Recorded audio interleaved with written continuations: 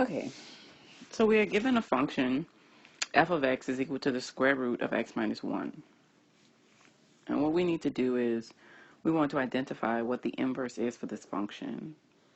So the very first thing is you will always rewrite the f of x as y.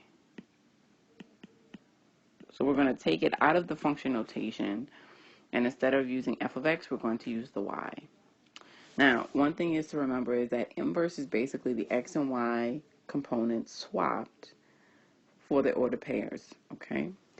So we are going to swap the x and y in the actual equation. So we swap the x and y in their positions. Once you have swapped the x and y, your next thing is just to solve for the y. All right, basically you're just trying to identify what is the inverse function. And so function notation has it always y equals form. Okay, so basically you're just trying to put it back in the y equals form, but when you get it in the y equals form, it'll be the inverse of the given function. So we have x equals the square root of y minus 1. We want to get rid of the square root because we have to get to that y.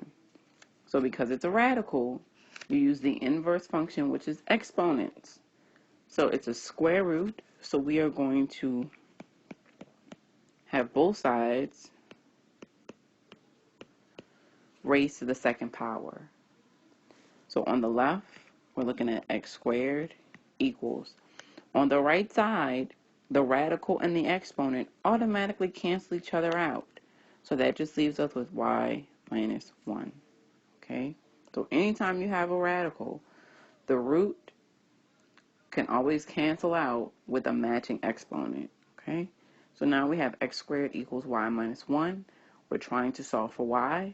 So in order to isolate the y, we move that negative 1 to the other side of the equal sign. So it is subtracting from the y, so we will add it to itself and cross the equal sign.